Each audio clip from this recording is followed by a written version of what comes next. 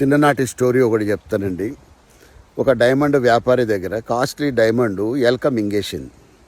ఇక ఆయన గాబరా పడిపోయి హంటర్ని పిలిచిండు అనమాట. ఎలక హంటర్ని పిలిచి, బాబు కాస్ట్లీ డైమండ్ పోయింది నాది, అది ₹1,00,00,000 పైన ఉంటుంది నాయన, నువ్వు ఎట్లాగైనా పట్టుకోవాలి ఆ ఎలకని అంటే, ఇంకా వేటగాడు రంగంలో దిగాడు. వెళ్ళి చూస్తే ఆ బొరియాల మొత్తము 1000 ఎలకలు ఉన్నాయి లోపట. అరే దేన్నని పట్టుకోవాలి జరసేపు ఆలోచించిండు అనమాట. పక్కకు అల్లకి సల్లగా ఒకటి కూర్చొని ఉంది. దాన్ని పట్టుకున్నాడు. ఇట్లా కడుపొత్తి చూస్తే జర గట్టిగా తగిలింది. చూస్తేనేమో లోపల కట్ చేసి చూస్తే డైమండ్ దొరికింది.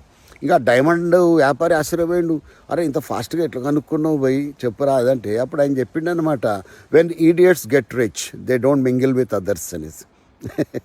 అంటే ఇది మన పాఠం ఏంటంటే, జీవితంలో నేర్చుకోవాల్సింది, ఒక వ్యక్తికి మంచి సక్సెస్ వచ్చిందనుకోండి, ఒక లాటరీ తగిలింది అనుకోండి, సడన్గా కోటీశ్వరుడు అయిపోయాడు అనుకోండి, లేదా ఆఫీస్లో ప్రమోషన్ వచ్చి పై అధికారి అయిపోయాడు అనుకోండి, అంతవరకు ఎవరైతే కలిసి పనిచేసిండ్రో ఆ కొలీగ్స్ని అందరినీ కూడా వాళ్ళకి సలహా పెడతాడు.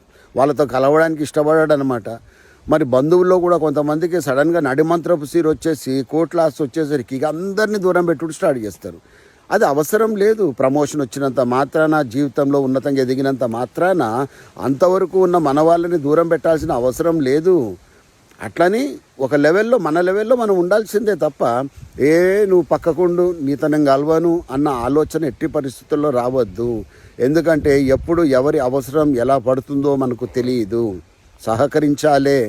మనం ఎప్పుడు కూడా అందరినీ కలుపుకొని ముందుకు పోతూ ఉండాలి తప్ప, నేను ఎదిగినా ఇంకా వీళ్ళు అంటరాని వాళ్ళు, ఇక నా లెవెల్కి సరిపోరు అన్న ఆలోచన, అన్న పొగరు వచ్చింది అనుకోండి, జీవితంలో చాలా నష్టపోతాము. ఎక్కడో చోట పెద్ద ప్రమాదంలో చిక్కుకుంటాం. కాబట్టి జాగ్రత్త సుమా. Always mingle, never be single.